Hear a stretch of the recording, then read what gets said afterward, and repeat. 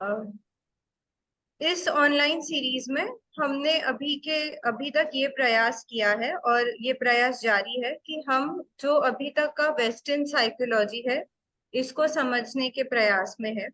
साथ ही Indian perspective में क्या क्या साइकोलॉजी, इस विषय वस्तु के बारे में, मनोविज्ञान के बारे में क्या क्या बात रखी गई, इसका थोड़ा अध्ययन, समझना और रिसर्च करने के प्रयास में है। और साथ ही श्रद्धेय ए नागराज बाबा जी ने जो मानव संचेतनावादी मनोविज्ञान इस पुस्तक को लिखा, इसमें उन्होंने मनोविज्ञान को कैसे देखा और किस तरह वो इसको एक विकल्प के रूप में प्रस्तावित कर रहे हैं, इसको समझने का ये हम सभी का एक प्रयास है। इसी में हमारा जो भारतीय पर्सपेक्टिव है और बाकी भी जो फिलोसॉफीज है, इसमें मनोविज्ञान को काफी एक्सप्लोर किया गया। वेस्टर्न साइकोलॉजी में भी मनोविज्ञान को बहुत एक्सप्लोर किया उन्होंने, बिहेवियर, ब्रेन, इस पर बहुत अच्छा काम किया है। और इंडियन पर्सपेक्टिव या भारतीय परंपरा में भी देखेंगे तो मन पर, जीवन पर कई सारे बातें बोली गई। इसी को अगर और अच्छे से समझने के लिए हम आज हमारे साथ रवि किरण महाजन जी जो नागपुर से है, ये जुड़े हैं। काका, आप हमारे साथ इस सेशन के लिए जुड़े, इसके लिए बहुत बहुत शुक्रिया। रवि किरण काका का एक संक्षिप्त परिचय देने के लिए मैं शालिनी मासी को इनवाइट करूंगी और उनसे रिक्वेस्ट करूंगी कि वो रवि किरण काका का एक ब्रीफ परिचय हम सबके सामने रख दें। नमस्ते सभी को। थैंक यू नेतल बेटा। मेरे प्रिय मित्र रवि जी का परिचय कराते हुए मुझे बहुत प्रसन्नता हो रही है। आवाज ठीक आ रही है?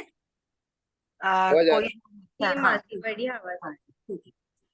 तो 20 साल पहले हम मिले तो मुझे ताज्जुब हुआ कि कैसे व्हील चेयर पर बैठे हुए व्यक्ति हम सबको ना समझों को समझाने का हमें प्रेरणा दे रहे हैं। तो निसर ये एक बहुत अजीब चीज हुई, जो नॉर्मली हम देखते हैं कि हम जब व्हील चेयर पे आते हैं तो हम बड़े खुश हो जाते हैं और हम फ्रेश नहीं रहते, पॉजिटिव नहीं रहते। तो ये मेरे लिए एक बहुत बड़ी घटना थी, इनसे मुलाकात होना। निसर्गायन मंडल एक एनवायरमेंटल फोरम है, सेतु एक कॉन्शियस पेरेंट्स का फोरम है, इसमें ये कार्यरत हैं। नागपुर में 2014 में जीवन विद्या का पहला शिविर रवि जी और हेमंत मोहरेर भैया द्वारा कराया गया। इस शिविर का प्रबोधन योगेश भैया ने किया। रवि जी की यात्रा काफी दिलचस्प है। 1990 में बॉम्बे में जॉब करते वक्त काफी हेक्टिक लाइफस्टाइल और खान पान में गड़बड़, उसके कारण ये काफी बीमार हो गए और इतने बीमार हुए कि इनका ब्लड सैंपल पेरिस भेजना पड़ा। ब्लड सैंपल की जब रिपोर्ट आई तो उसमें पता चला कि इन्हें बहुत सीवियर रूमेटॉइड आर्थराइटिस है और इनकी उम्र 32 साल मात्र की है ना। तो अब ये सुनने के बाद तो एक इंसान घबरा ही जाता है। उस वक्त लेकिन रवि जी की उम्र 33 वर्ष थी, तो ये एक बहुत पॉजिटिव साइन था। उन्होंने 1000 दिन बेड पर काटा और ये सोचा कि ये मैं 1 साल तो मुझे बोनस मिल चुका है, ये बोनस को आगे कैसे बढ़ाया जाए उसके ऊपर खूब शोध किया। मनोविज्ञान, आहार विहार और सभी 35 को गहराई से समझना शुरू किया। इनका ये पॉजिटिव अप्रोच ही इन्हें हमारे बीच रखा हुआ है। तो निसर्गायन, जलथल मल और ब्रोकन ब्रेन नामक शोधों का इन्होंने सामूहिक पठन करवाया, जो कि युवाओं के अंदर खोज और क्यूरोसिटी की प्रेरणा बनता रहा। जीवन, ऊर्जा और विचार पर आज रवि जी अपनी बात रखेंगे। उम्मीद है कि हम श्रोतागण लाभान्वित होंगे और प्रेरणा पाएंगे। Thank you so much. Over to you Ravi ji. Thank you जुड़ने के लिए। थैंक यू सो मच मासी। रवि काका सभी के लिए बहुत एक प्रेरणा सूत्र है।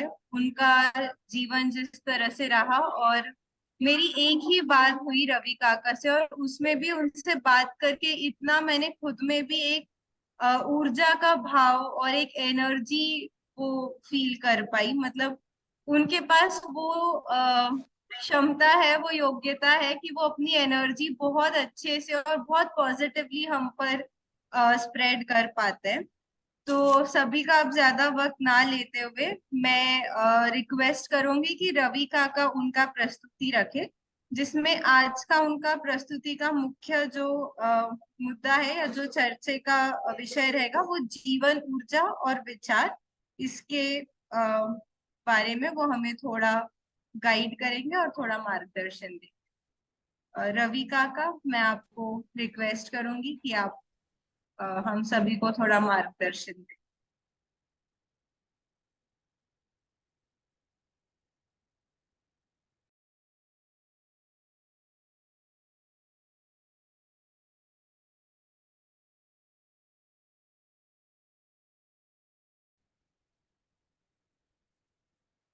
काका, आपका माइक म्यूट है, एक बार आप चेक कीजिएगा प्लीज। सही है अभी? जी जी, एकदम बढ़िया काका।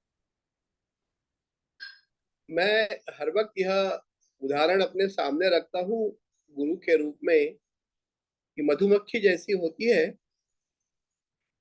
मधुमक्खी अनेक फूलों से मध बटोर कर लाती है और वह मधुमक्खी उसे बहुत अच्छे तरीके से संजोती है और वह दूसरों के लिए अर्पण कर देती है।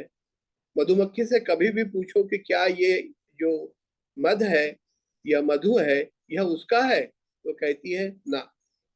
क्या वह उसके उपयोग का है? ना। लेकिन इतना सुंदर कार्य मधुमक्खी करती रहती है, मेरे लिए वो बहुत बड़ी गुरु स्थान में है। मुझे भी ऐसा लगता है कि कहीं कहीं से नई नई चीजें, नए नए विचार जो हमारे जीवन के लिए प्रेरक हो, ऐसे विचार हम सुने, पढ़े, अपने अंदर ले, अपने अंदर उसके प्रयोग करें और हो सके तो प्रामाणिक रूप से वह प्रयोग दूसरों के लिए संजोए, दूसरों में बांटे। और इसी दृष्टि से मैं यह आपके सामने बोलने जा रहा हूँ, वक्तव्य देने जा रहा हूँ। क्योंकि देखिए ऐसा होता है कि काफी बार चीजें हमारे पास जो होती है वो इंफॉर्मेशन के रूप में होती है। मैं आपको उदाहरण देता हूँ। घर में दाल आती है, गेहूं आती है, कहीं से गेहूं पिसवा के आते हैं, मिर्ची आती है, प्याज आता है और कई सारी चीजें आती है। माँ नाम की एक व्यक्ति, पता नहीं उसके हाथ में क्या करामात होती है, वह माँ इन सारों का मिश्रण बनाकर उसके ऊपर एक जादू बिखेर कर कुछ व्यंजन बनाते हैं, सारा परिवार खाता है। और उसके बाद सुबह उठ करके देखा तो बच्चे को माँ बोलती है जरा ये डिब्बा उठा के जरा इधर से उधर रखना। तो और वह बच्चा जो है वह डिब्बा उठा करके फटाक से रखता है। बोलता है, माँ बोलती है वाह बढ़िया, बढ़िया ताकत है तेरे में। तो बोलता है कि तुमने कल खाना जो खिलाया, मुझे जो लगता है कि यह जो प्याज, मिर्ची, गेहूं, आटा, जीरा, जो कुछ भी सामान आया वो इंफॉर्मेशन की तरह है। हमारे अंदर वह एसिमिलेट होकर के जब शक्ति बनती है तो वो शक्ति जो प्रस्फुटित होती है वो ज्ञान की तरह है। काफी बार हम हमारे घर में काफी सारे जो जो सामग्री है उसी को ही ज्ञान समझ बैठने की गलती करते हैं। और इसीलिए मैं यहाँ पर एक क्लैरिफिकेशन दे रहा हूँ कि मैं आपको व्यंजनों के तरफ इंगित करवाऊंगा।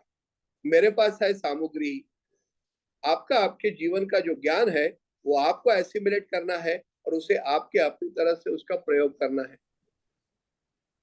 हमारे यहाँ पर एक परंपरा में बहुत अच्छा शब्द है, वो है सत्संग। सत्संग का मतलब है सत्य का संग।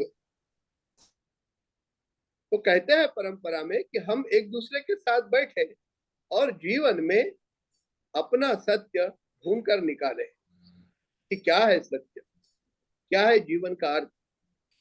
और इस दृष्टि से यह सत्य को खोजना यह जीवन की यात्रा है, ऐसा माना जाता है। ऑनलाइन ऑनलाइन कहाँ पर? काका आप अपने आप को अनम्यूट कीजिएगा सबका।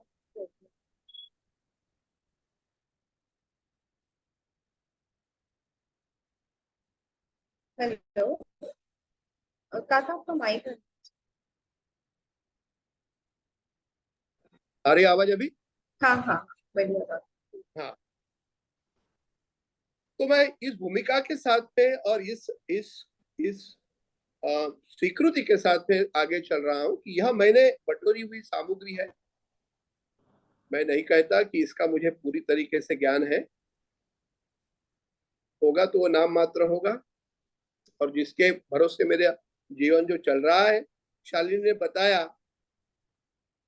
कि बहुत कम उम्र में, तब मैं उम्र 22 साल मेरी उम्र थी, और इस 22 साल की उम्र में मुझे अचानक रूमेटॉइड आर्थराइटिस, रात को 16 अगस्त रात को 1 बजे इसका दर्शन हुआ, और मैं एकदम चंगा खासा युवा, मैं अपने पैर से चल नहीं पा रहा था।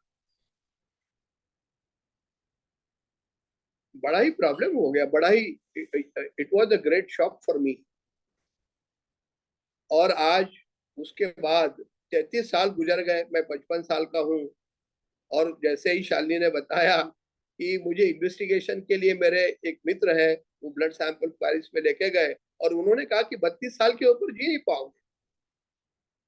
मैंने उनको हंसकर कहा कि मैं अभी 33 साल का हूँ, और क्या आप बता सकते हैं कि ये मुझे 1 साल कहाँ से एक्स्ट्रा मिल गया? तो बोले यार से देखो, ये मेरे सिलेबस में नहीं है, मैं इतना बता सकता हूँ। लेकिन वो बोला this is very surprising that you are alive.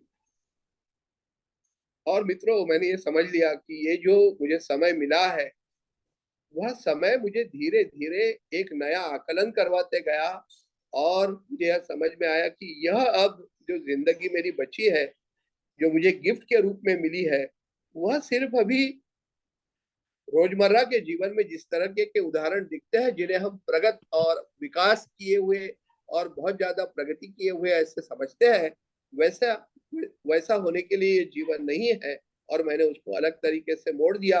उसकी कभी कहानी कभी तो भी मैं बताऊंगा, लंबी कहानी है। आज का समय के बंधन में चलते हुए मुझे जीवन में जो ऊर्जा है, उस ऊर्जा का क्या विचार है, उस ऊर्जा के बारे में क्या एनालिसिस मेरा है, वह आपके सामने रखना है। आप उसे जिस तरीके से लेते हैं, उस तरीके से लेकर के आप उसका अभ्यास करिए।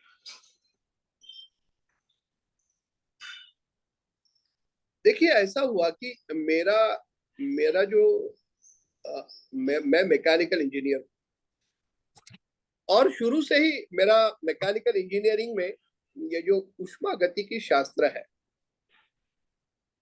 जिसे अंग्रेजी में थर्मोडायनेमिक्स कहते हैं, इसमें बड़ा रुझान था, इसमें बड़ी रुचि थी मुझे, वो बड़ा प्रोफाउंड लगता था।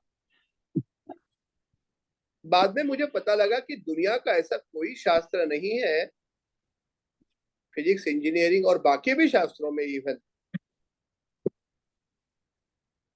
अभी तो बायोलॉजी जो है वो जीव की व्याख्या थर्मोडायनेमिक्स के भरोसे पे कर रही है फिलहाल।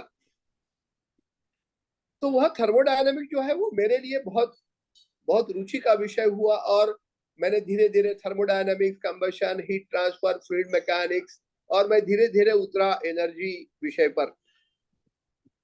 हुआ भी ऐसे कि आखिर में मुझे जॉनसन में, मुंबई में जॉनसन कंपनी में मैंने जब नौकरी छोड़ी, तब मैं मात्र 33 साल का था।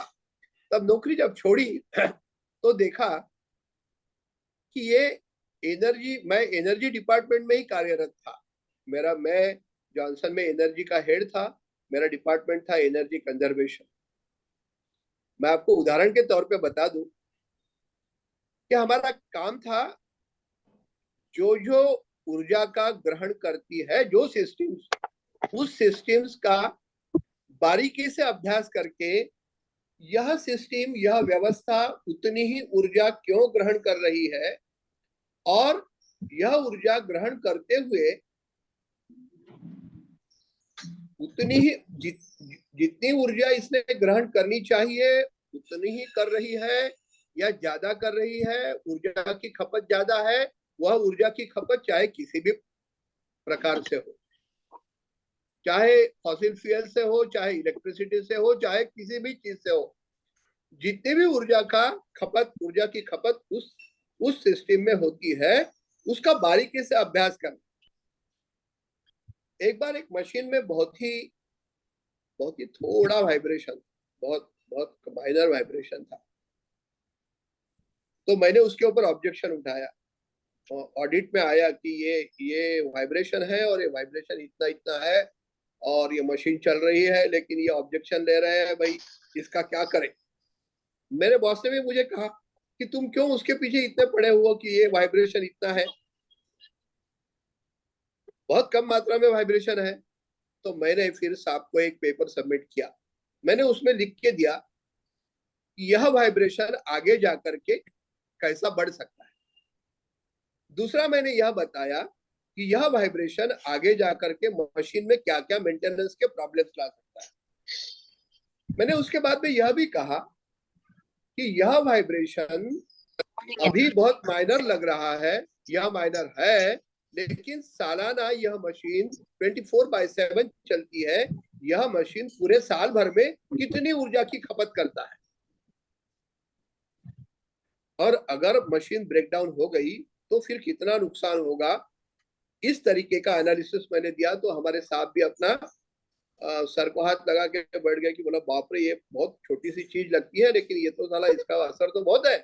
मैंने बोला ये तो ऐसी ही बात है कि जो हमें बारीकी से बारीक ऊर्जा की खपत अगर दिखती नहीं है, जो विचलितता की वजह से है, जो वाइब्रेशन की वजह से है, तो हमें पता नहीं लगेगा कि हमारा कंजम्पशन ओवर द ईयर इतना क्यों ज्यादा है। और मेरा ऐसे ही काम चलता है, अलग अलग एस्पेक्ट में, अलग अलग एंगल में, अलग अलग डायमेंशन में, अलग अलग तरीके से सारी ही सिस्टम में इतना, यह मानो कि इंसान के तौर पे अगर देखा जाए तो मैंने आगे यह विषय भी दिया कि खाना कितना खाना चाहिए, या मैंने प्रोग्राम लिया था खाना कैसे खाना चाहिए और खाना कितना खाना चाहिए।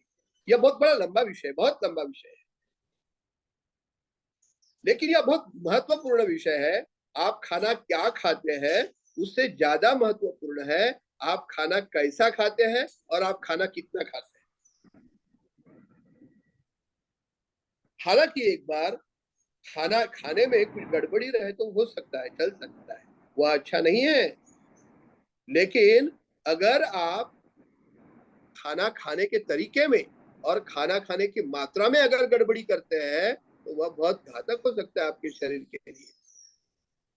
ऐसे इंजन में जब यह इंजन चलता है तब उस इंजन में प्रमाण में ही बराबर हवा का जाना और फ्यूल का जाना ये तय रहता है। वह उसी समय जाता है जब चाहिए और उसी समय जलता है जब चाहिए और उसी समय बाहर निकलता है, नहीं तो गाड़ी नहीं चल सकती। कहने का तात्पर्य आपको यह है कि हमें यह जो ऊर्जा की खपत है वह ऊर्जा की खपत यूं ही नहीं होती, हर किसी गलती का और हर किसी सुधार का उसमें रिफ्लेक्शन रहता है। बात खत्म। मैंने नौकरी छोड़ दी, मुझे नौकरी छोड़नी पड़ी, मैं चल ही नहीं सकता था। मुंबई जैसे इतने बड़ी कंपनी में मेरी नौकरी होने के बावजूद भी मुझे नौकरी छोड़नी पड़ी, बड़ी दुख की बात थी, बड़ी दुख की बात थी। और मैं अपने घर में नागपुर में आया और कुछ दिन तक थोड़े दिन चल पाया और उसके बाद में बेड पर जो जो हो गया आड़ा, तो सारा सब कुछ बेड पर, और ये 1000 दिन तक ये सिलसिला चला। उस दरमियान कई सारे सवाल मेरे ही बारे में, हर कोई डॉक्टर या मेरी स्थिति देख करके बोलते थे कि ज्यादा दिन नहीं बच पाएगा। शालिनी ने मेरे ब्लड सैंपल के बारे में बताया या आप लोगों को। मैं सवाल करता था कि मैं क्यों मर रहा हूं, क्या वजह क्या है, रोग है, रोग का मतलब क्या है। यह जो बात हुई सारी, जो जो कहते हैं कि अपने अंतस्थ संवाद जो शुरू हुआ, उस संवाद से मुझे यह पता लगा कि क्या मैं जिस पर मैंने इतनी माथापच्ची की, मैंने इतना अभ्यास किया मेरे इंजीनियरिंग में और मेरे कार्यकाल में, कि एक सिस्टम होती है, उस सिस्टम की एक ऊर्जा की खपत होती है, उस सिस्टम के ऊर्जा की खपत खपत जो होती है उसमें उसकी कुछ वजह होती है। उन वजहों का उस सिस्टम के ऊपर में असर रहता है, और यह अगर ऐसा ही चलते रहा तो आखिर में मैं ही रिपोर्ट देने वाला था कि यह मशीन में ब्रेकडाउन ला सकता है, मशीन में गड़बड़ी कर सकता है, गुणवत्ता में गड़बड़ी कर सकता है, जिसका उत्पादन हम कर रहे हैं उसमें गड़बड़ी कर सकता है। मैंने खुद से सवाल पूछा कि क्या यह चीज मेरे जीवन के लिए लागू नहीं है, और मैंने देखा कि हाँ, थोड़ा पहले तो हमारे अंदर जो एक द्वंद्व होता है ना, वो द्वंद्व उसको नकार देता है।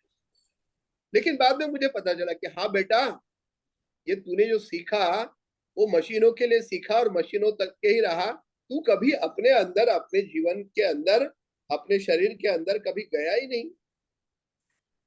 और मैं इस बारे में सोचने लग गया तो पता लगा कि ये थर्मोडायनेमिक्स जो शास्त्र है, अभी जो ये थर्मोडायनेमिक्स के जो नियम है, वो सारे नियम अभी तक के जितने भी विज्ञान में जितना भी जो कुछ भी हुआ, उतना सब में यह थर्मोडायनेमिक्स के नियमों के बगैर वो शुरू नहीं होते, उनको लेना ही पड़ता है, और उसी को सत्य समझ के ही आगे की बात चलती है। वह बात और, लेकिन यहाँ पर एक बात आपको बता दूं कि मैंने इसके ऊपर सोचना शुरू किया, myself as a system, मैं एक व्यवस्था के रूप में क्या हूं, मेरी ऊर्जा की खपत क्या है, मेरी ऊर्जा कहाँ से आती है, मेरे शरीर में गड़बड़ी क्यों है, गड़बड़ी का मतलब क्या है, अपने शरीर में अंदर में गंदगी जाना और हमारे शरीर से गंदगी बाहर ज्यादा निकल ना पाना, और वो गंदगी का अंदर रह करके ऊर्जा की खपत का बढ़ाना, और ऊर्जा की खपत का बढ़ना, उसके लिए हमारा ज्यादा खाना, अलग अलग चीजें खाना, यह सारी चीजें मुझे ध्यान में। मैं आपको उदाहरण के तौर पे बता दूं, उदाहरण के तौर पे बता दूं कि हम जो खाना खाते हैं उसको डाइजेशन, एसिमिलेशन एंड डिस्पोजल के लिए, अगर आपका डाइजेशन बहुत अच्छा है तो 30% of the energy liberated generated by your food digestion, it is itself used for this disposal and assimilation and digestion of the food। ये घाटे का सौदा है। और खाना जो खाते हैं उसका एक लोड जो है, वो लोड क्रिएट होता है हमारे शरीर पर। मैंने देखा कि शरीर में मेरे क्या क्या चलता है, मैं क्या क्या खाता हूँ, मैं क्या क्या क्या क्या करता हूँ, और फिर आखिर में मेरा एक जो हर सिस्टम के लिए मेरे पास जो एक सवाल रहता था, वो सवाल मेरे लिए भी मैंने किया कि मेरे सिस्टम में ऊर्जा की खपत कहाँ कहाँ है और उसका क्या लेखा जोखा है। क्या क्या यह जो लेखा जोखा है, यह लेखा जोखा क्या मैं अपने लिए उतने बारीकी से कर सकता हूं जितना मैं मशीन के लिए करता था। और वहां से बात शुरू हो गई। मैंने देखा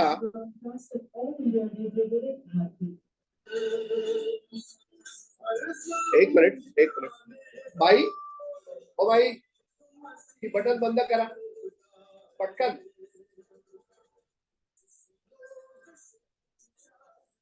बंद कर।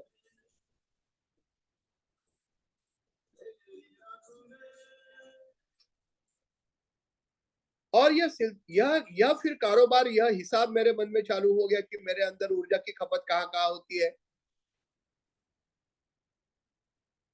मेरे शरीर में मुझे लगा कि दो क्रियाएं चलती है, एक चलती है भौतिक क्रिया, फिजिकल क्रिया, और एक चलती है मानसिक क्रिया। फिर मैंने अंदर का भी अभ्यास किया कि क्या थर्मोजेनेसिस है, कितनी कितनी एक्टिविटी को कितनी कितनी कैलोरीज लगती है, और ये मुंडी घुमाने में कितनी लगती है, नीचे बैठने में कितनी लगती है, मेरे शरीर से तप उष्णता बाहर जाती है उसमें कितनी एनर्जी जाती है। मैंने पानी का हिसाब लगाया, मैंने मैंने खाने का हिसाब लगाया, मैंने ऊर्जा का हिसाब लगाया, देखा देखा देखा देखा। ये सारा देखते हुए, सारा एनालिसिस करते हुए एक बात के ऊपर मेरी नजर रुक गई। वह जो पॉइंट है वो पॉइंट यह है कि हमारे शरीर में, हमारे ब्रेन का वजन है 1400 ग्राम, और यह शरीर में जो ऊर्जा है उससे 20% ऊर्जा की खपत, 20 से थोड़ी ज्यादा ही, लेकिन कम से कम 20% ऊर्जा की खपत यह अकेला जो मस्तिष्क है, जो ब्रेन है, वो खपत कर लेता है। And it was a very important point for me. इतना सा कम वजन, मैंने हार्ट का भी एनर्जी कंजम्पशन निकाला, मैंने लीवर का एनर्जी कंजम्पशन देखा, मैंने अपना स्किन का पूरा कितना सरफेस एरिया होता है और उस स्किन से कितनी हीट एनर्जी बाहर जाती है, पसीने से कितनी हीट एनर्जी बाहर जाती है, पेशाब का टेम्परेचर कितना बढ़कर आता है और उसमें कितनी हीट एनर्जी बाहर जाती है। कैलकुलेशन टेंटेटिवली मोटी मैंने देख ली। But the important point and a very surprising point for me was why this 1400 gram brain is consuming 20% of the energy. फिर मैंने देखा कि ये ब्रेन करता क्या है भाई, इसके क्या क्या कार्य है, उसका अभ्यास चालू किया मैंने। देखिए, मेरे अंदर होने वाली अलग अलग, इस व्यवस्था में होने वाली अलग अलग जो ऊर्जा की खपत है, उसका अभ्यास, मेरा जो अभ्यास है वो आपके सामने उसका एक लेखा जोखा रख रहा हूं।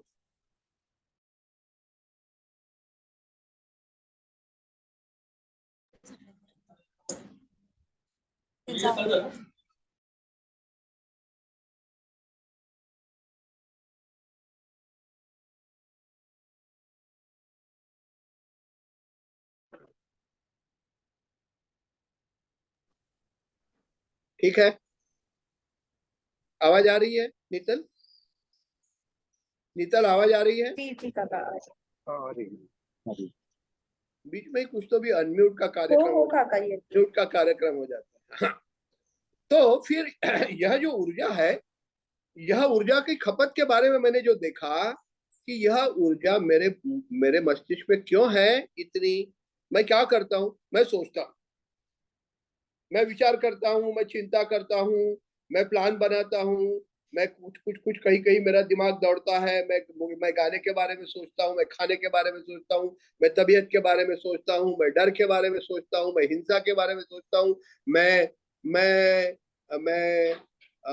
किसी विषय के बारे में सोचता हूं, मुझे कहाँ अच्छा लगेगा उसके बारे में सोचता हूँ। और ये मुझे, अरे बाप रे, मैं सोचता हूँ, बहुत सोचता हूँ। फिर मुझे समझ में आया, मैंने खुद से पूछा कि क्या मैं सोचता हूं? मैंने बारीकी से, क्या मेरा यह मस्तिष्क सोचता है, क्या मैं सोचता हूं? मुझे बाद में पता लगा कि नहीं, मैं नहीं सोचता। सोचने की क्रिया में मैं उपयोग में लाया जाता हूं। आप इन दो बातों के बीच का अंतर समझ में लीजिए तो आपको ये जो मैं मुद्दा कह रहा हूं वो आपको ध्यान में आएगा कि यह क्या बात है। मैं सोचने में इस्तेमाल किया जाता हूं, मेरे जो मस्तिष्क इतना गजब का है, उस मस्तिष्क का इस्तेमाल, उपयोग इस सोचने में किया जाता है। अरे ये क्या बात है? मैंने अपने अंदर झांकना शुरू किया और दिन भर में जितने भी विचार मेरे अंदर आते हैं, वैज्ञानिक लोगों ने एस्टिमेट किया है इसको कि यह विचार लगभग पूरे दिन भर में हमारे नॉर्मल आदमी, उसके दिमाग में यह विचार 50 से 60 हजार विचार रोज सुबह उठते से रात को सोते तक के हमारे मस्तिष्क में आते हैं। फिर मैंने बारीकी से देखा यह जो विचार है, यह विचार अनइनवाइटेड है। यह विचार अनवांटेड है और यह विचार अनकंट्रोल्ड है, अवांछित है, अनियंत्रित है और इसका कोई अनियंत्रित है और अनिमंत्रित है। इस पर तो हम मान जाते हैं कि हाँ यार, ये हमारे विचार जो है ये अनिमंत्रित है और अनियंत्रित है। नहीं तो आप मुझे बताइए कि आप कल 10:32 पर क्या सोचने वाले हैं, क्या विचार आपके मन में आने वाला है? क्या यह तय है कि 10:32 पे क्या विचार आएगा? कुछ तय नहीं है। फिर मैंने धीरे धीरे ये सोचना चालू किया, तीसरे मुद्दे पर मैं लटक गया। मैंने बोला ये अनवांटेड है क्या? मैंने खुद को पूछा और आज भी पूछता हूं कि मैं 55 साल का हूं और मैं इतने दिन जिया। मैं कैलकुलेट कर सकता हूँ 55 into 12 into 24 into 12 into 365, 365 into 55, तो उतने मल्टीप्लाइड बाय 60,000 विचार, तो ये it is a huge amount. तो उसकी परिणति क्या है? और तब मैंने जब उसमें झांकना शुरू किया और अपने आप को बिना बिना डर के, बिना भय के मैंने जब इसको देखना शुरू किया तो पता लगा कि नहीं, यह जो विचार है आते हैं, मुझे इस्तेमाल करते हैं। मानो ऐसा है कि एक बहुत ही सुंदर घर आपने बनाया है या आपको मिला है विरासत में, उस घर में किराएदार आते हैं और किराएदार रहते हैं, बहुत धूम मचाते हैं, बहुत मजे लेते हैं और वह आप कोने में बैठ करके धीरे धीरे धीरे धीरे जीर्ण अवस्था में धीरे धीरे वार्धक्य की ओर जा रहे हैं।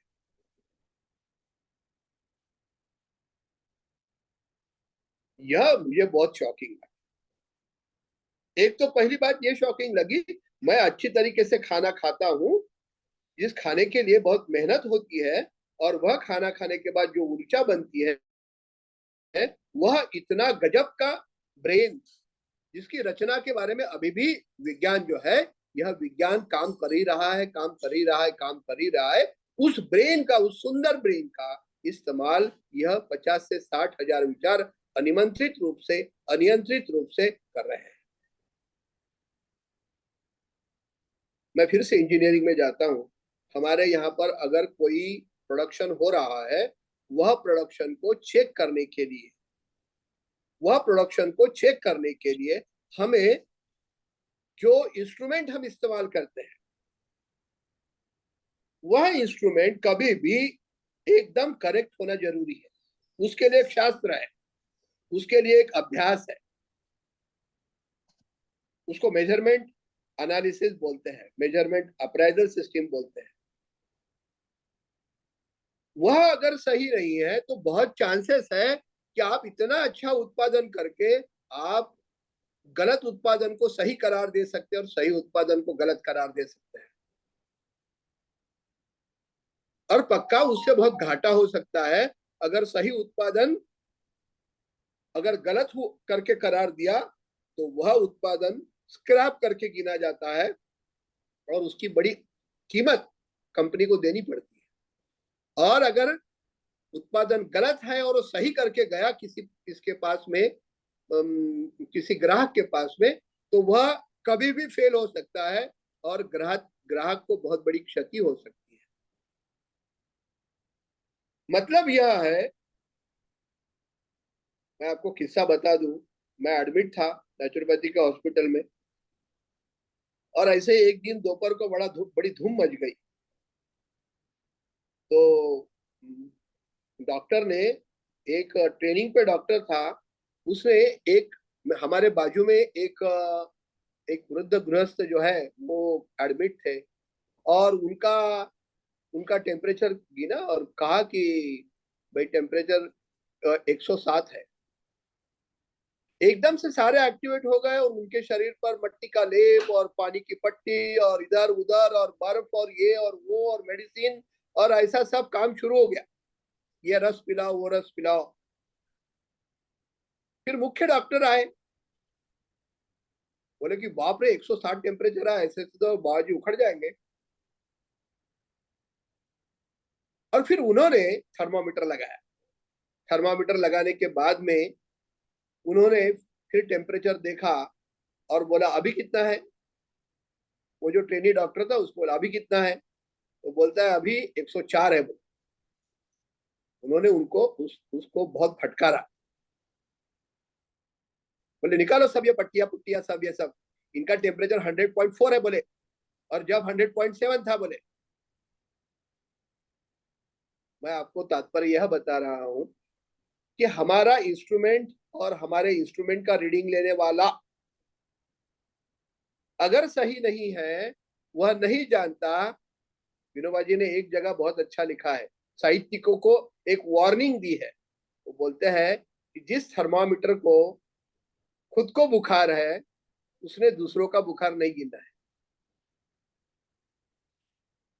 मेरा यहाँ पर मुद्दा यह है कि यह विचार आने वाले विचार मैं उसका करता हूं या नहीं हूं मालूम नहीं, और मुझे ये बिन बुलाए मेरे अंदर आते हैं और इतना मेरा मेरे मेरे मस्तिष्क का इस्तेमाल करता है, और यह 20% ऊर्जा खाता है, और यह ऊर्जा खा करके चला जाता है। आते हैं जाते हैं, आते हैं जाते हैं, आते हैं जाते हैं। अरे चल रहा है, आदत पड़ गई है सबका ही। मैंने बाकी लोगों को बोला तो बाकी लोगों की भी यही स्टोरी है।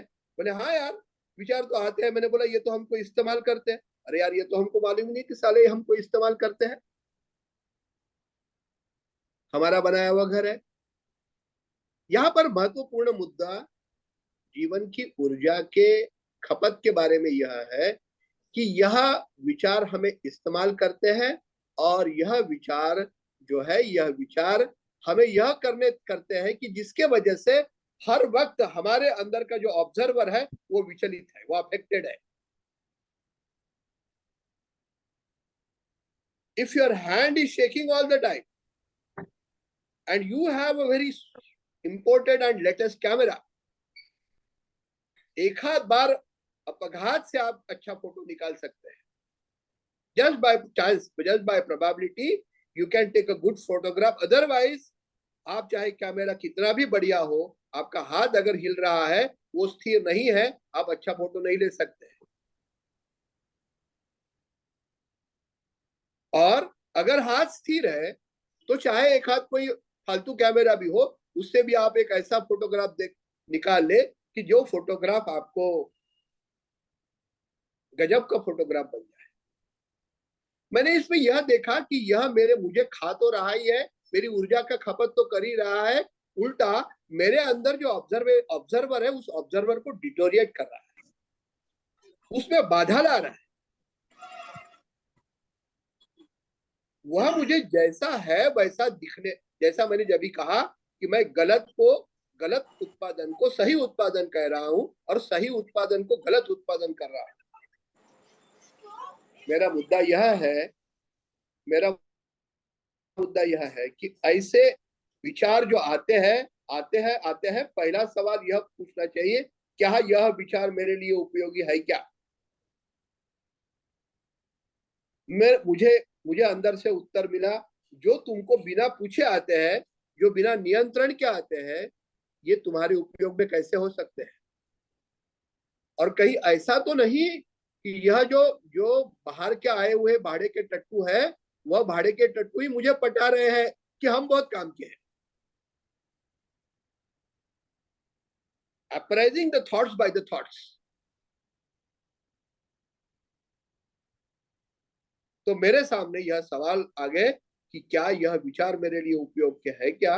और सबसे बड़ी बात यह है कि मैं जीवन में परीक्षण करता हूँ, निरीक्षण करता हूँ, पढ़ता हूँ, सोचता हूँ, कविताएं लिखता हूँ, निर्णय लेता हूँ, कुछ प्लानिंग करता हूँ, कुछ बर्ताव करता हूँ, काफी सारे इनपुट्स मैं लेता हूँ और काफी सारे आउटपुट्स मैं देता हूँ, और वह मेरे मन के भरोसे देता हूँ, और यह मन इतना बंदर की तरह विचलित है, और मैं उसके ऊपर भरोसा रख करके यह सारा करता हूं, और मैं इसे अपना जीवन कहता हूं। मुझे यह बहुत बड़ी ट्रेजेडी लगी। मैं अगर स्थिर हूं, देखिए, मैंने फिर बाकी भी शब्दों का और बाकी भी चीजों का थोड़ा थोड़ा उनको सवाल पूछना शुरू। अध्यात्म का मतलब क्या है भाई?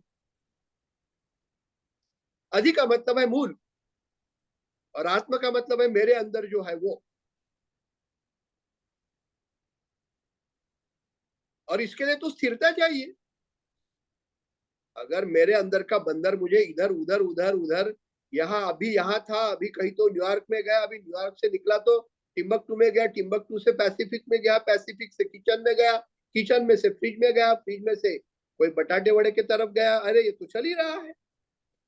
और मैं ये सारा करते हुए निरीक्षण, परीक्षण, विकास, अभ्यास, संशोधन, पठन, अध्ययन, ये सारी बातें कर रहा हूं। और उसका जो कारक है, उस जिस बंदर के ऊपर मैं सवार हूं, वो तो विचलितता से भरा हुआ है।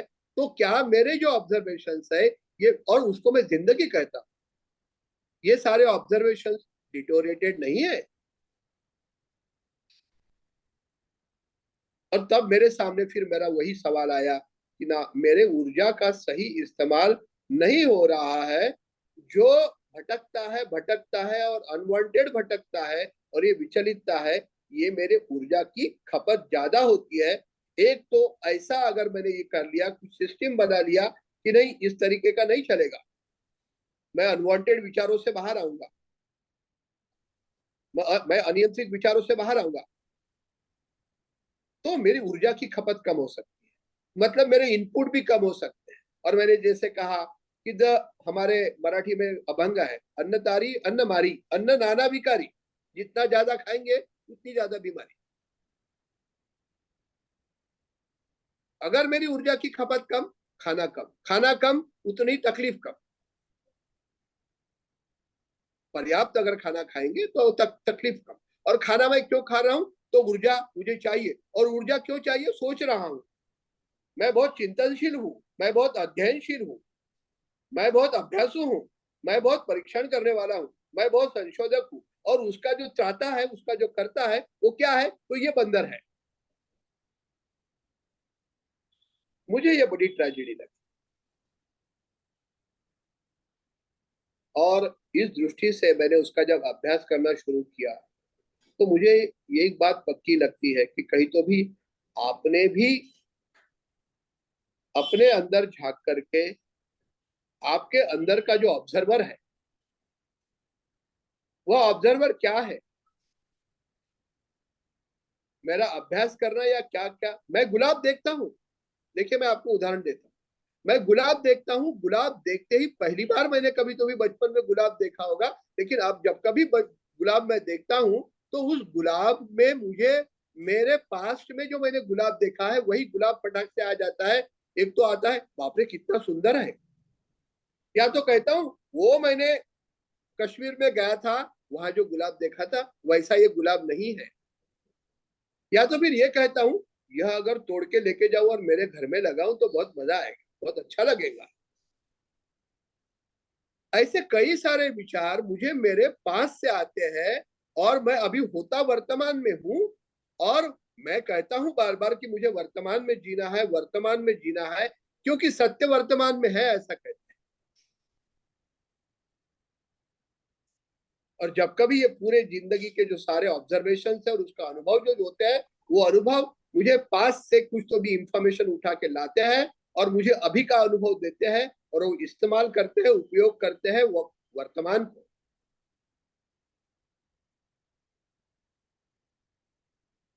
दूसरी बात एक यह भी महत्वपूर्ण है कि जब कभी मेरे पैर में कुछ कट लग जाता है, मेरे हाथ में कुछ कट लग जाता है, किसी बच्चे को कुछ कट जाता है, तो हम बहुत जल्दी दौड़ते हैं कि इसको कुछ लगाया जाए, कुछ डेटॉल लगाया जाए, कुछ एंटीसेप्टिक लगाया जाए, कुछ लगाया जाए, कुछ कपास लगाया जाए, कुछ पट्टी लगाई जाए।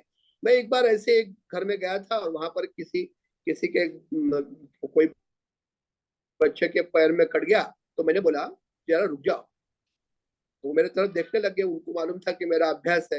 मैंने बोला आप इतने डेस्परेट क्यों हो? ऐसा आपको ऐसा लगता है क्या कि मानो यह जो कट गया उससे पूरा खून बह के निकल जाएगा?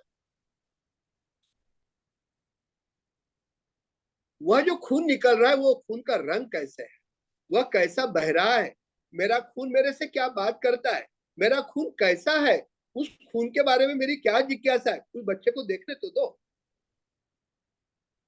हम जैसे ही कोई भी घटना हमारे जीवन में घटती है, उसमें से क्या हम भयभीत है या हम सुख की अवस्था में है, इसका हमें हमारी जो लिम्बिक सिस्टम है वो पटाख से एनालिसिस करके, जब कभी उसके बारे में भय है, उस स्थिति में हम कभी खुद अपने को आत्मस्थित नहीं करते, हम फटाक से जंप होकर के एक सिक्योर्ड कंडीशन में जाना चाहते हैं।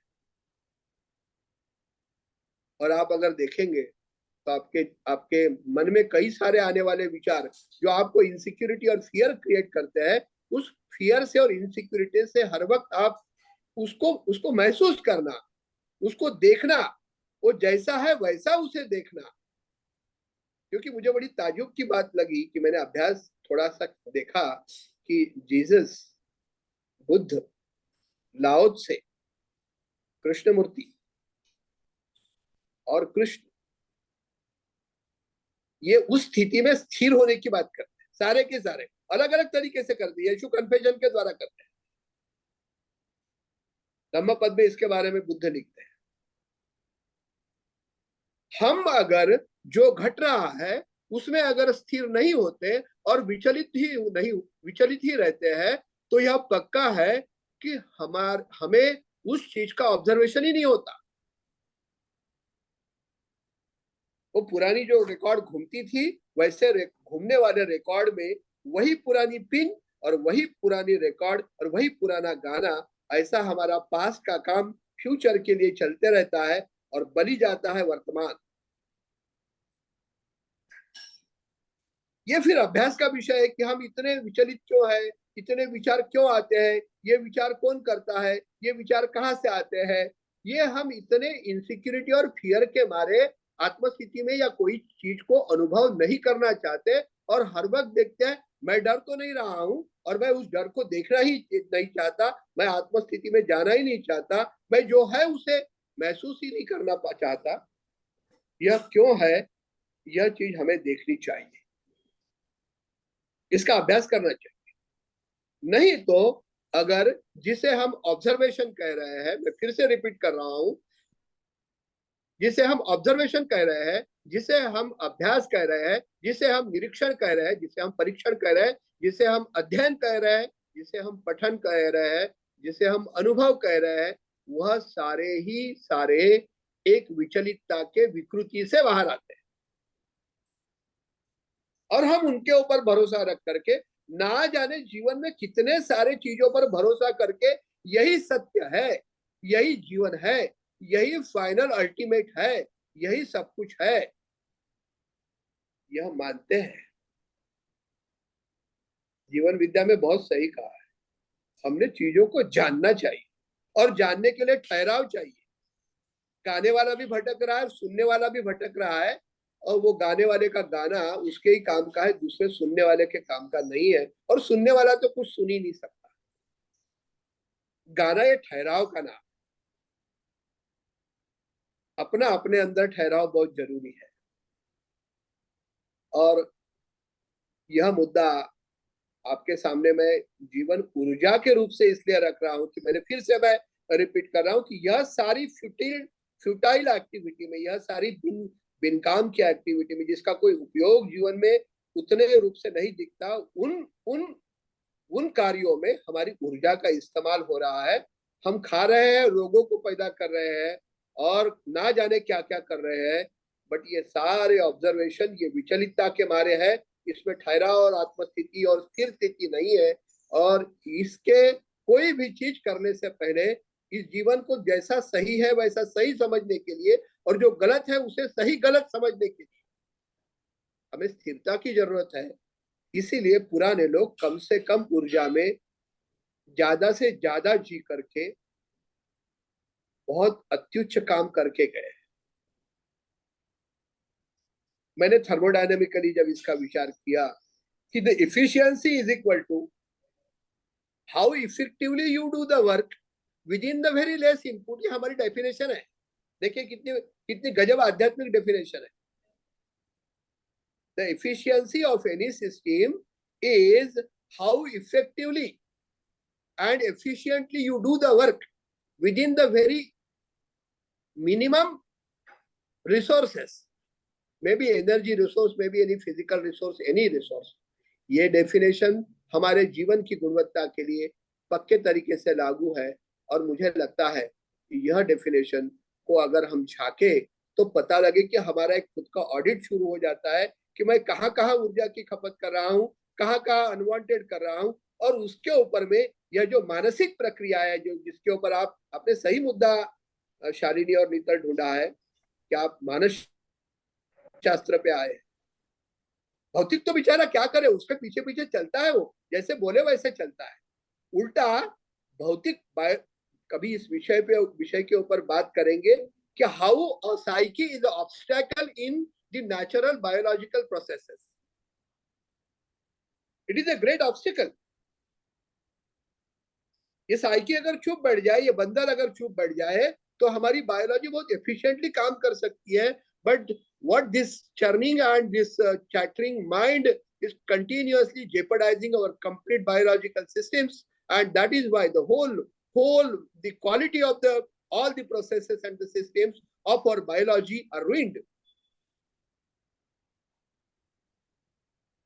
और इस बात को आप गौर करेंगे कि आपके जीवन की ऊर्जा क्या, मैं ये खुद को सवाल पूछता हूँ, मेरा इतनी उम्र है, why I am mediocre? मैं ऐसी कोई गजब की चीज क्यों नहीं कर रहा हूं, जबकि मेरा डीएनए वही है जो गजब लोगों का है। कहां जा रही है मेरी ऊर्जा, मेरी मानसिक ऊर्जा, मेरी मेधा, मेरी प्रज्ञा कहां है?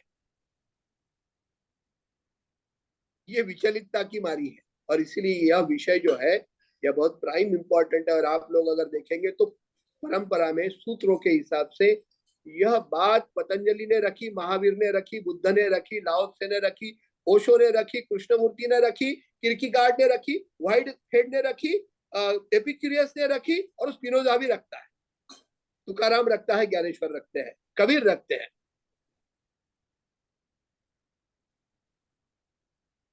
हमें कहीं तो भी ये जीवन की ऊर्जा की अगर सही इस्तेमाल करना है, और इस ऊर्जा का अगर उन्नयन करना है, और उससे अगर सही जो विकास जिसे कहते हैं उसे पाना है, तो ये मानसिक ऊर्जा और ये भौतिक ऊर्जा भी, इन दोनों का बहुत गंभीर और गहरा विचार हम करेंगे। इसकी शुभेच्छाएं देते हुए मैं अपना विषय यहाँ पर रखता, मैं अपने वाणी को विराम देता हूँ। लेकिन जो कुछ भी अगर सवाल अगर कुछ आप लोगों के हैं इसके बारे में, तो यह आप पूछ सकते हैं। मुझे मालूम है कि यह विषय एक एक एक वर्कशॉप का विषय है, अलग अलग तरीके के उदाहरण, अलग अलग तरीके के आपको एनालिसिस, आपको अभ्यास के लिए चीजें दी जाए, उदाहरण दिए जाए, ऐसा करते हुए करना चाहिए। लेकिन 1 घंटे में आप लोग तो प्रबुद्ध लोग हैं, बहुत अभ्यास करने वाले लोग हैं, नहीं तो कौन इस जीवन में इस तरीके से भाई हमें मानस शास्त्र का अभ्यास करना है ऐसा लेकर के बोलते ऐश करेंगे, एंजॉय करेंगे, उन्हें पता ही नहीं एंजॉय क्या है।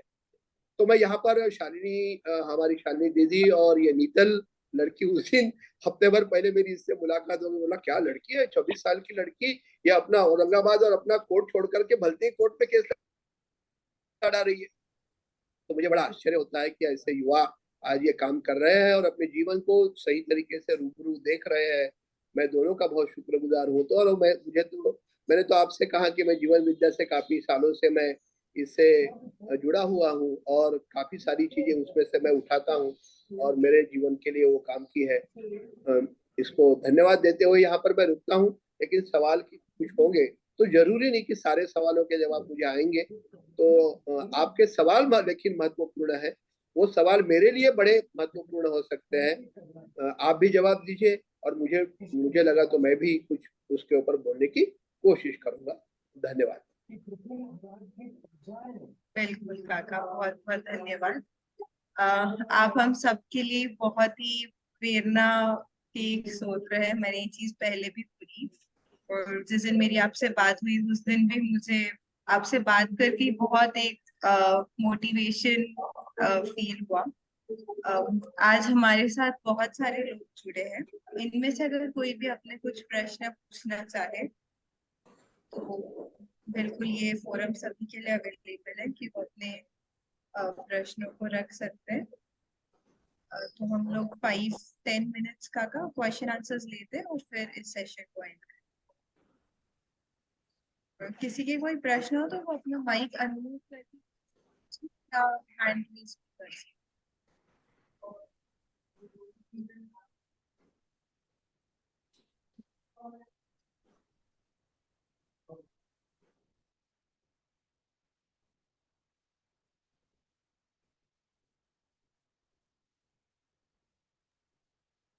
काका, मेरा एक प्रश्न है, एक सवाल है।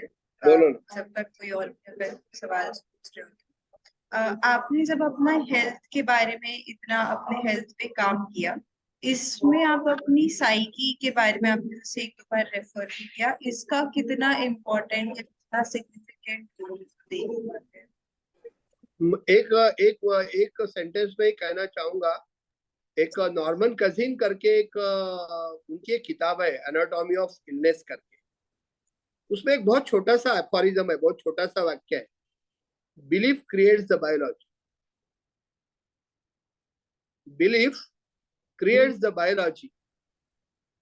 इसीलिए आप आपके बिलीफ को जरा ढूंढिए, टटोलिए, देखिए क्या वो बायोलॉजी में ऑब्स्टेकल तो नहीं बन रही है। और अगर बिलीफ को आप सही करते हैं, आप बिलीफ और साइकोलॉजी को अगर सही समझते हैं, तो यह जो बात है, यह बायोलॉजी के लिए बहुत आसान है। बायोलॉजी बहुत जानती है, वो काफी हजारों साल से जी रही है, अलग अलग दुविधा में जी रही है। ये मेरे लिए ये नॉर्मन नॉर्मन कजिन की कभी ये किताब पढ़ना, वो पत्रकार थे लेकिन उनको बहुत तकलीफ हो गई और ऐसा रोग हो गया कि वो मरने वाले थे। उससे वो फिर से अच्छे हो गए और उन्होंने एक किताब लिखी है, एनाटॉमी ऑफ इलनेस, और उसमें यह है, belief creates the biology, psychology is very important. Psychology चंगे इंसान को बीमार बना सकती है और साइकोलॉजी बीमार इंसान को पर्वत चढ़ा सकती है।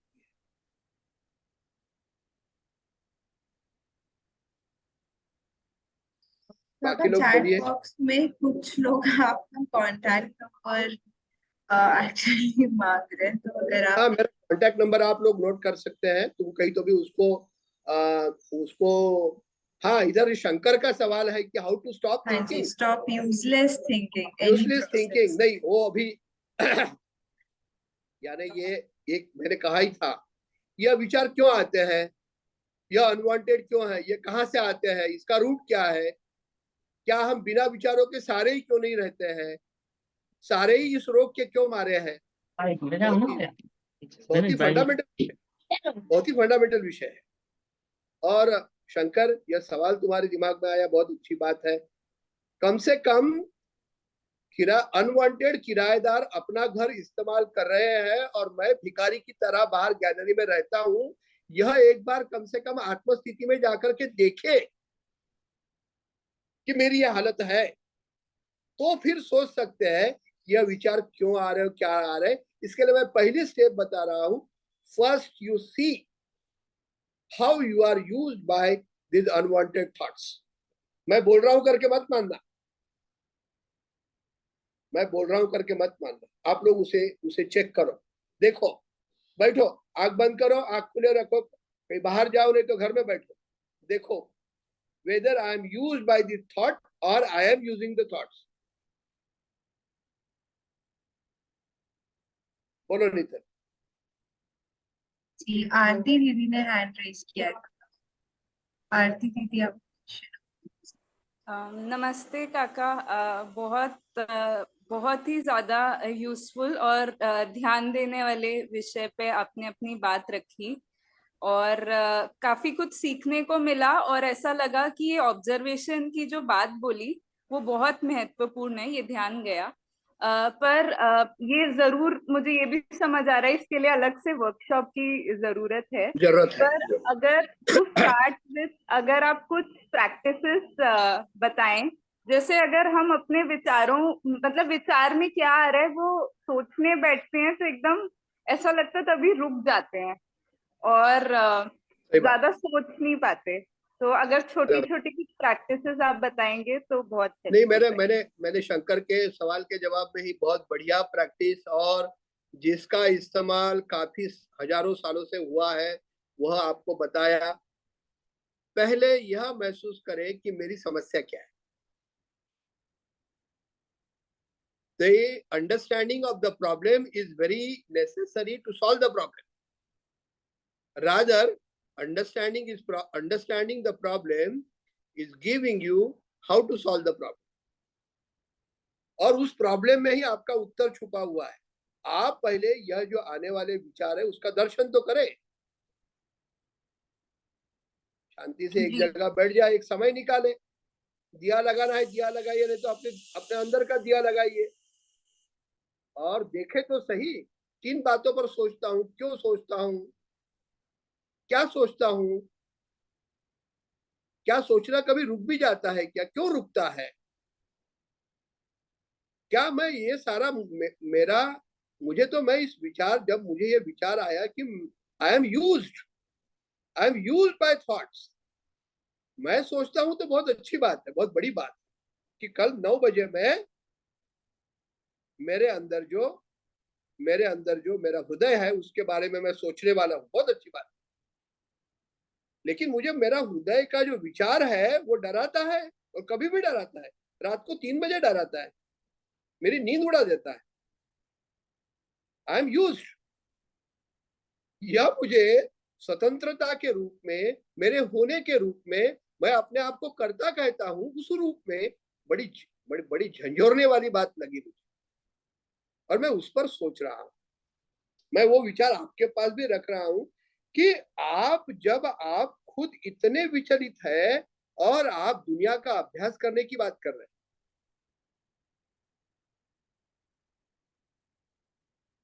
जो ऑब्जर्वर स्टडी ही नहीं है, how he can observe and how one can rely on his observation. और मैं ऐसे ऑब्जर्वेशन पे रिलाई कर रहा हूं। ये थर्मामीटर को पहले से ही बुखार है और गोलियां खा रहा हूं, बुखार है, दूसरों को भी बता रहा हूं कि तुमको भी बुखार है, और उनको भी गोलियां बांट रहा। तो भाई मेरा यही एक्सरसाइज है, to understand the reality first, to be with reality. जो गड़बड़ है उस गड़बड़ को बिना डरे देखो, और अच्छे को बिना डरे देखो। और रवि किरण महाजन नागपुर के कह रहे करके कुछ भी बता रहे, इनका दिमाग भटका हुआ, ये भी अपने को भटका रहा है, ऐसा भी हो सकता है ना नितिन? आप देखो ना, आप देखो। नहीं देखा, मुझे तो नहीं लगता है ऐसा। नहीं काका एक नहीं, और सवाल है। इनमें पूछना है कि आपने बताया कि खाना क्या खाने से महत्वपूर्ण है कि कितने मात्रा में खाया, पर कब, यानी समय पर खाते हैं, यह भी ऊर्जा का प्रभाव करता है क्या, ये उनका प्रश्न है। या परिवार में जो प्रचलित है कि सुबह दोपहर शाम है, इसी का पालन करके ऊर्जा आती है? बिल्कुल करता है। जब एग्जॉस्ट के वक्त में, जब आईसी इंजन के सिलेंडर में जब धुआं बाहर निकलने का वक्त होता है, तब अगर फ्यूल की एंट्री हो जाए गलत समय पे, तो वो जलता नहीं है, काला धुआं निकलता है। मैं आपको दिखने वाला उदाहरण बता रहा हूँ। हमारे शरीर में तो बता रहा हूँ ना मैं कि ये लगभग 2+2 महीने खाना कैसे खाना चाहिए, और खाना कितनी मात्रा में खाना चाहिए, 2 से 2 मतलब 4 घंटे का प्रोग्राम लिया था, लेकिन वो पूरे दिन का पूरा विषय है। उसका इतना गहरा विज्ञान है, और आधुनिक विज्ञान उसमें बहुत समय, सूरज के साथ में क्या होता है, सर्कैडियन साइकिल के साथ में क्या होता है, माइटोकॉन्ड्रिया ये कैसे जानते हैं, फोटो सेंसिटिव सेंसर हमारे शरीर में कहाँ कहाँ है, वो हमारे ऊर्जा की खपत में कहाँ परिणाम करते हैं, शाम को हमको ऐसा क्यों लगता है, सुबह ऐसा क्यों लगता है, सुबह उठते ही पेट साफ होने के बाद इतनी भूख क्यों लगती है, नहाने के बाद इतनी भूख क्यों लगती है, उस वक्त क्यों ऊर्जा की इतनी डिमांड रहती है, खाना खाने के बाद थोड़ी नींद क्यों आती है। यह सारे सवाल बहुत महत्वपूर्ण है, और ऊर्जा के निर्माण के रूप में बहुत महत्वपूर्ण है। अगर गलत ऊर्जा का गलत निर्माण हुआ, गलत ऊर्जा का नहीं, ऊर्जा का अगर गलत निर्माण हुआ तो वह पक्का वेस्ट क्रिएट करता है। And to handle that waste is very difficult for body converts into disease.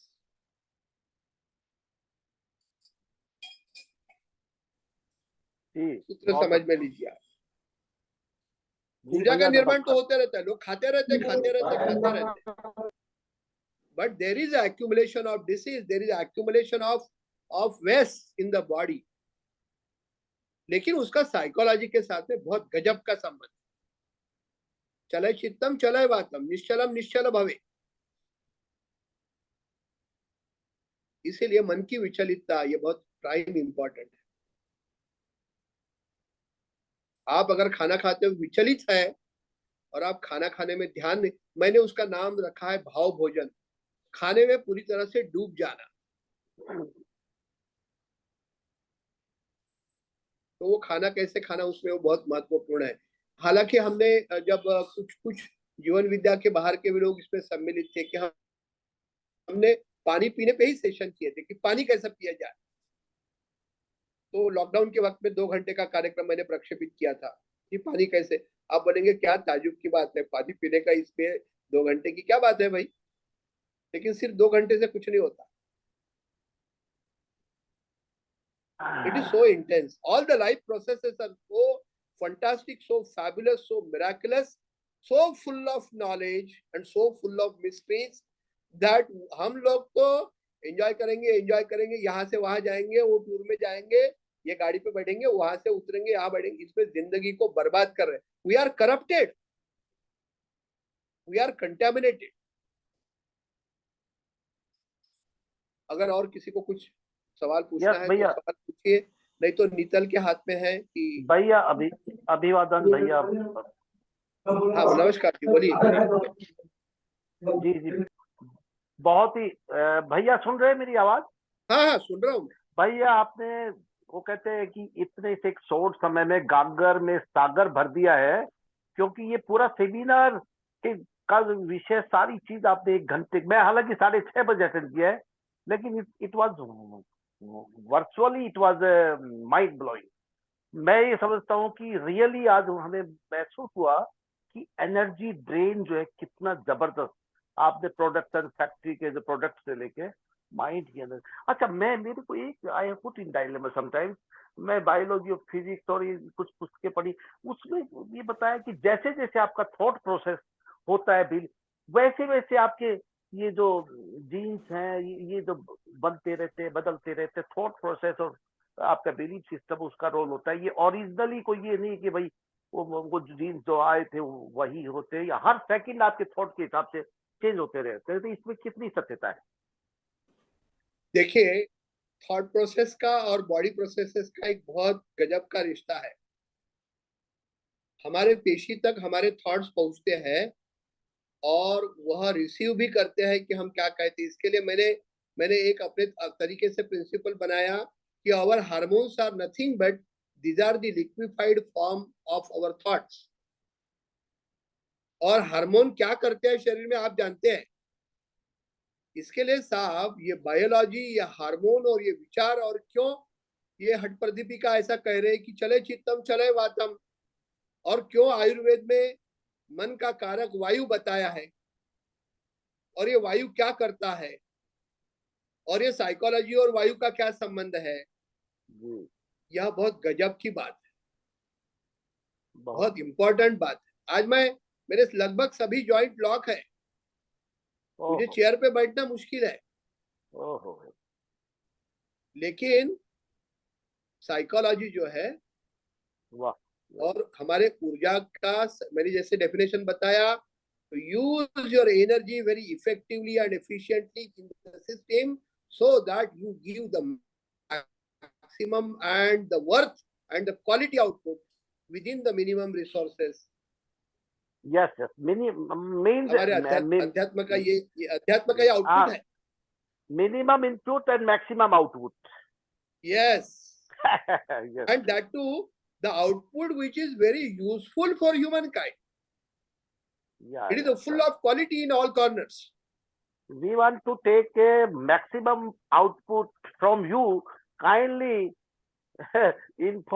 please tell your mobile number, because my mobile number is 976 976 33233 3333 मैं फिर से बताता हूँ सर, हाँ 976 जी 976 हाँ 33233 थैंक यू। 993 93 आखिर में 93 233 के बाद बोलिए sir.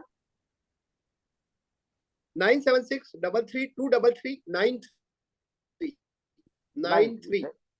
Thank you thank you thank you thank. हम रवि किरण महाजन, मैं नागपुर में स्थित हूँ और मुझे आप फोन कर सकते हैं। कृपया 11 बजे के बाद फोन करें ताकि मैं प्यार से बात कर सकूं। हाँ, शालिनी ने यहाँ पर रिपीट कर दिया है फोन नंबर। बहुत अच्छा लगा मुझे आप लोगों से, और ऐसे रूबरू आमने सामने बात हो जाए, और ऐसे नहीं कि वो खत्म हो गया समय, वो खुले जाने का टिकट न निकाले, ऐसा कार्यक्रम होना चाहिए। तो ये काफी गहरी और लंबी बात है सारी, ये सोचना, ये हमने इसके ऊपर कई सारे सेशंस चलाए। थिंकिंग ऑन थिंकिंग, क्या माजरा क्या है, क्या समस्या क्या है, आप भी इसको जानिए, एक्सप्लोर करिए, मजा आएगा। और तब जाकर के जब अपना थर्मामीटर सही हो तो बाकी आगे चीजों में मजा आएगा। सही बात आपको मिलेगी, जो सही है वो सही मिलेगी, जो गलत है वो गलत मिलेगी। और सही बात हुई था। और थ्रू आउट द सेशन मेरा ये भी ध्यान गया कि ऐसे बहुत सारी चीजें काका ने हमारे सोचने के लिए भी छोड़ी है, ताकि उन्हें भी पता है नेक्स्ट टाइम जब हम मिले कुछ मुद्दों पर हमें सोच विचार करके आना है। So there is a homework for all of us, it seems like. सही बात, और काफी कई सारे अच्छे मुद्दे मैंने मुद्दे, छोड़ दिए हैं। हाँ, और वो एक बहुत घंटे अच्छे में स्पेसेस है। भी है, तो आपको आपका और कोई तो भी पॉइंट चाहिए कि आप इसके अपनी रियलिटी के बारे में सोचे, उसके अंदर आत्ममग्न हो जाए, आप खुद का परीक्षण करें, आप आत्म परीक्षण करें, आप आत्मनिरीक्षण करें कि ये क्या प्रॉब्लम, क्या है, ये क्या ऐसे क्यों हो रहा है। और हेल्थ के ऊपर हम काम करते हैं, मानसिक हेल्थ के ऊपर करते हैं। हम ऐसे एक एक टुकड़े पे काम नहीं करते, हम सारा मिला करके काम करते हैं। ये mind and the body is they are not different, these are the coordinate of the same system, एक दूसरे में गुथे हुए हैं और उस तरीके से काम करते हैं। मेरा नंबर आपको दिया हुआ है। बोलिए बोलिए, कोई तो भी कुछ बोल रहा था।